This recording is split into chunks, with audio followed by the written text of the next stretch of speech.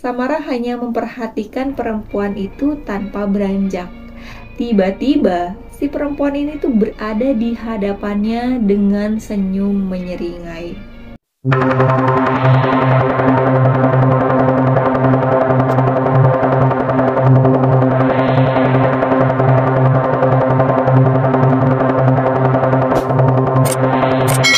Hai guys, assalamualaikum. Terima kasih sudah mampir di channel aku. Seperti biasa, aku akan membahas atau menceritakan kisah-kisah horor nyata dan kejadian-kejadian mistis yang dialami oleh sobat horor kita. Nah, buat kalian yang belum nonton video aku dari episode 1 sampai dengan episode sekarang, kalian bisa cari di playlist judulnya Kisah-Kisah Nyata. Aku juga ngucapin terima kasih buat kalian yang selalu setia nongkrongin channel aku. Jangan lupa juga untuk selalu support channel aku supaya aku makin semangat lagi membawakan kisah-kisah horor untuk kalian. Sorry ya guys, kalau misalkan aku tuh jarang upload karena di bulan puasa kemarin tuh aku bener-bener sibuk banget gitu. Sedangkan aku tuh ngerjain semuanya sendiri, mulai dari baca email dari kalian sampai edit video. Plus, aku masih harus kerja juga guys, jadi ya berasa keteteran gitu. Tapi nggak apa-apa, aku bakalan tetap setia kok sama kalian. Aku tetap usahain untuk upload setiap minggu. Oh ya, sebelumnya aku mau ngucapin minal aidin wal faizin, mohon maaf lahir dan batin. Oke, langsung aja. Malam ini aku bakalan bawain cerita horor yang datang dari Samara. Dia bercerita tentang rusun yang dia tempati selama dia bekerja. Sebut aja nama rusunnya Rusun Asik ya guys. Sebenarnya kalau aku sebutin nama rusunnya kalian pasti tahu. Rusunnya ini tuh sekarang udah kosong total, tapi ya masih ada juga yang jaga. Sama kalau misalkan pagi tuh masih suka dipakai ibu-ibu untuk senam. Nah, penasaran gimana kisahnya? Gak usah banyak batu dicet lagi, kita langsung aja ke ceritanya. Cekidot. Sebelum kita masuk ke intinya, di sini aku mau jelasin dulu posisi dan letak si rusun sama kamarnya si Samara ini guys. Biar kalian tuh bisa membayangkan gimana si rusun ini. Jadi si rusun ini tuh mempunyai dua gerbang. Gerbang satu itu khusus untuk cewek dan gerbang dua untuk cowok. Jadi cowok dan cewek ini misah guys. Nah, rusun asik ini terdiri dari 4 lantai dan Samara menempati kamar di lantai 4. Dan tata letak kamarnya tuh seperti ini. Nah, satu kamar itu diperuntukkan maksimal 4 orang dan ranjangnya itu masih pakai ranjang tingkat dan tangga untuk naik ke setiap lantainya itu berada di samping. Jadi kalau misalkan mau naik ke lantai terakhir, otomatis kalian bisa lihat lorong setiap lantainya. Nah, udah nih kebayang belum guys? Kita lanjut ke cerita horornya. Jadi dari awal Samara menempati rusun asik ini emang banyak banget hal-hal mistis terjadi. Mulai dari terdengarnya suara langkah kaki sampai suara-suara tertawa dan kadang juga suara tangis yang merintih gitu. Tapi nggak dihiraukannya nih sama Samara karena hal-hal kayak gitu masih bisa dilogikakan gitu. Bisa aja emang suara langkah tetangganya atau suara tawa tetangganya dan lain-lain. Oh ya, aku lupa ngasih tahu kalau Samara ini menempati kamar rusun itu tuh bertiga. Jadi, kedua temannya Samara ini bernama Anggi dan Wati. Dan kebetulan mereka ini beda sip gitu guys. Jadi kalau misalkan Samara sip 1, Anggi dan Wati ini sip 2. Kalau Samara sip 2, otomatis Anggi dan Wati sip 3. Gitulah seterusnya. Nah, singkat cerita, waktu itu Samara nih sip 3. Dia masuk jam 11 malam. Nah, berarti temennya sip berapa? Yap, temennya sip 1. Otomatis mereka udah pada tidur. Nah, seperti gambar ini, kamar mandi di rusun asik ini ada di balkon belakang. Jadi kalau misalkan mandi, otomatis lah ya bisa langsung lihat pemandangan belakang. Kebayang nggak guys? Nah, salahnya Samara ini mandi di jam 10 malam. Otomatis view belakang itu udah menyeramkan. Secara di belakang rusun itu tuh terdapat pohon besar yang sampai saat ini pohon itu tuh nggak bisa ditebang guys. Lanjut ya, saat sedang mandi, Samara ini mendengar suara seseorang yang memanggil namanya. Tapi suaranya tuh kayak cewek centil gitu. Nah, pas manggil sambil tertawa. Karena udah mulai merinding nih, jadi Samara buru-buru menyudahi mandinya. Pas keluar kamar mandi, Samara lihat sekelebatan kain putih yang melintas di dekat balkonnya. Langsunglah nih, dia lari ke dalam, terus siap-siap berangkat kerja. Biasanya, meskipun dia berangkat malam, rusun itu tuh nggak pernah sepi. Tapi entah kenapa malam itu tuh sepi banget. Sederetan lantai 4 itu berasa horor katanya. Dan seperti yang aku bilang tadi ya, tiap mau turun atau naik udah pasti harus melewati tangga samping.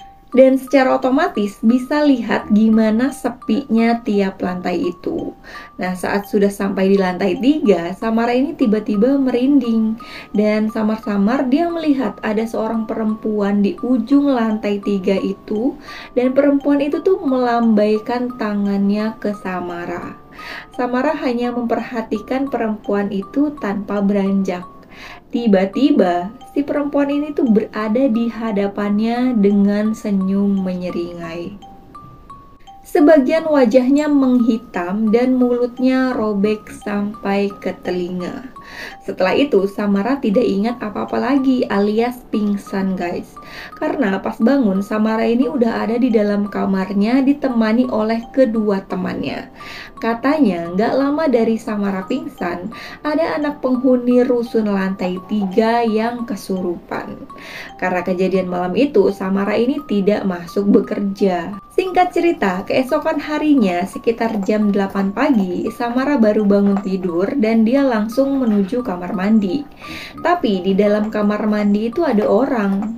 Samara mikir kalau itu adalah Anggi atau Wati. Tapi ditunggu-tunggu ini nggak keluar-keluar.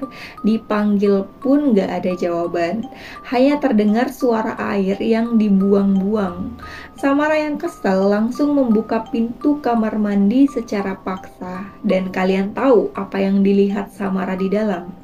Di dalam situ ada makhluk kecil, wujudnya tuh kayak tuyul di film-film gitu, tapi mukanya tuh tua. Sosok kecil itu lagi main air. Pas tahu Samara buka pintu, sosok itu langsung lari ngelewatin Samara sambil cekikikan. Bener-bener kayak bocil gitu. Samara yang ngelihat itu tuh langsung bengong dan gak bisa ngapa-ngapain. Meskipun banyak gangguan-gangguan kayak gitu, tapi Samara ini tetap bertahan di situ. Dia sama sekali nggak berniat untuk pindah. Lanjut ya, saat sudah jam 10 malam, seperti biasa Samara mandi dan siap-siap berangkat kerja. Malam itu dia aman karena gak ada kejadian aneh saat dia mandi. Tapi saat dia mau OTW berangkat kerja, dia ngerasa ada yang ngikutin dia dari belakang.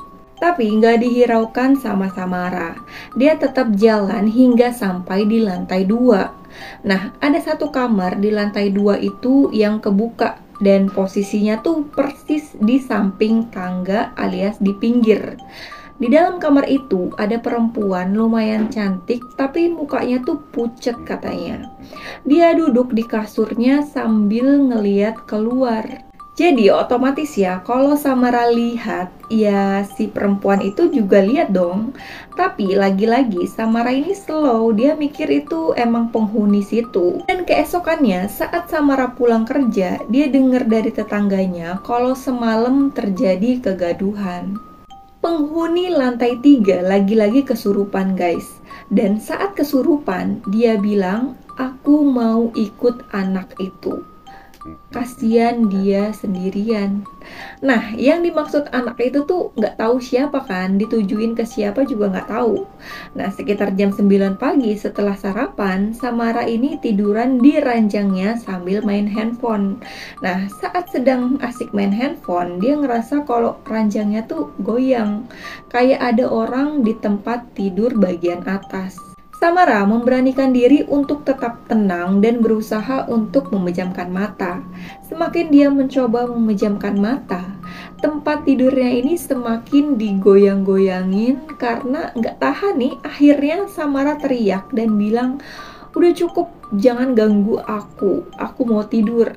Setelah itu, tempat tidurnya nih kembali tenang. Samara mencoba untuk tidur sambil mendengarkan musik. Nah, yang epicnya nih, saat sedang tidur, Samara ini bermimpi didatangi sosok perempuan cantik.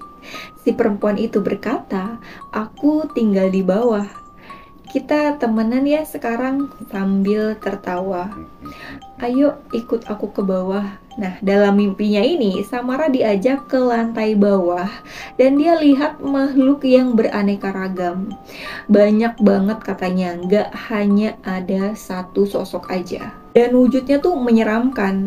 Yang paling diingat sama Samara adalah sosok perempuan berambut panjang, bertaring, seluruh bajunya itu darah semua, berwarna merah gitu.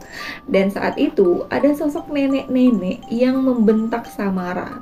Nenek itu bilang, "Pergi kamu," dengan suaranya yang lantang. Nah, saat itulah Samara ini terbangun. Samara lalu keluar kamar dan turun. Dia pergi ke kantin rusun untuk sekedar membeli minuman dingin. Dan si ibu kantin itu nanya, "Kenapa nih kayak takut gitu?" Terus Samara cerita nih tentang apa yang dia alami. Terus si ibu kantin ini bilang kalau rusun lantai 3 itu emang angker. Katanya tiap kali ada yang kesurupan di lingkungan rusun, pasti dibuangnya selalu ke situ alias ke rusun itu, kata si ibunya. Jadi si rusun asik ini tuh berdiri di tengah-tengah perumahan gitu guys katanya. Nah, setiap ada warga sekitar yang kesurupan atau apalah gitu, selalu buang si setannya itu ke situ. Itu yang membuat si rusun itu tuh angker. Apalagi keberadaan pohon besar yang susah ditebang. Itu menambah kesan angker pada rusun itu. Rumornya ada juga seorang gadis yang tewas bunuh diri di rusun lantai 3 itu. Nah, karena angkernya si rusun asik ini, lama-lama si rusun ini jadi sepi dan sekarang jadi benar-benar kosong total. Pernah juga nih diadain survei untuk membangun ulang rusun, tapi nggak tahu lagi sih kelanjutannya kayak gimana. Dibangun ulang atau dibiarin gitu aja. Oke, itu dia sedikit cerita dari Samara. Semoga bisa menemani waktu senggang kalian, guys. Nah, buat kalian yang punya cerita horor dan mistis lainnya, kalian juga bisa kirimin cerita kalian ke email aku yang ada di kolom deskripsi. Sekian dulu video kali ini, dan jangan lupa like, komen jika ada yang perlu diperbaiki, dan jangan lupa juga untuk subscribe channel ini dan nyalakan loncengnya supaya kalian bisa tahu kalau aku upload video terbaru. See you next time guys, bye bye.